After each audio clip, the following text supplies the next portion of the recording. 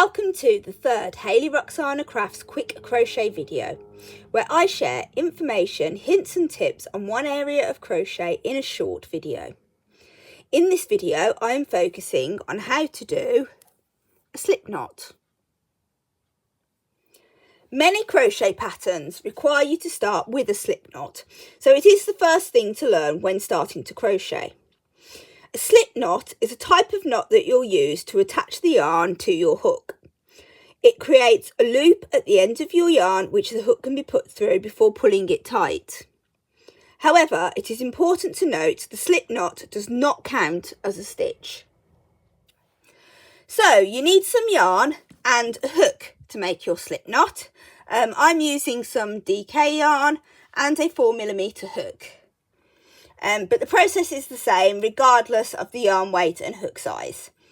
It is also helpful before you make your slip knot to understand how the two ends of yarn may be referred to. So the end that leads to the ball of yarn is referred to as the ball end or your working yarn. And then the loose free end is referred to as the tail end. There are various ways that you can make a slip knot, and which you use is down to personal preference, but I'm going to show you two different ways. So firstly, I'm going to show you how to make it flat on a table or other flat surface. So you need to start by pulling a length of yarn from your ball, and you will want to make the knot about 6 inches or 15 centimetres away from your tail end. To leave an end long enough to weave in once you finish your crochet project. And then you want to make a loop by crossing the ball end over the tail end, like so.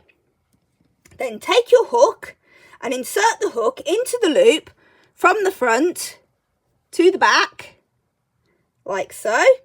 And use the hook to grab the ball end or the working yarn and pull it through the loop. And then you just pull both ends of yarn to tighten the loop.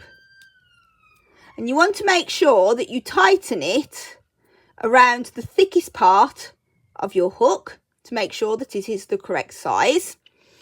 And you want to also make sure that the loop on the hook is tight, but it should also be loose enough that it can move up and down the hook.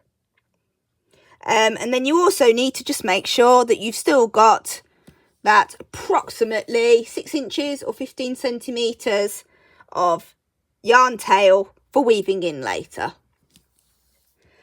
Another way to make the slip knot is to just use your fingers. So again, you start by pulling a length of yarn from the ball. And then you want to hold the ball end in your left hand. And then with your right hand, take the tail end, leaving the 6 inches or 15 centimetres tail. And just make a loop by crossing the tail end in front of the ball end, like so. And then if you pinch where they cross with your fingers of your left hand, and just pop the fingers of your right hand through the loop, grab hold of that tail end and pull it through. And then pull the ball end of the yarn to knot it, like so. So you've got a loop, which is rather large at the moment. But then if you take your hook and pop it in, you can then just pull on the ends to adjust it again up to the thickest part of that hook until you are happy with it, like so. If you are left-handed, it might be easier for you to follow me as a mirror image. Once the yarn is attached to your hook, you are ready to start crocheting. If you have any questions about slip knots, please pop them in the comments. And in next week's video, I will demonstrate how to do chain stitches.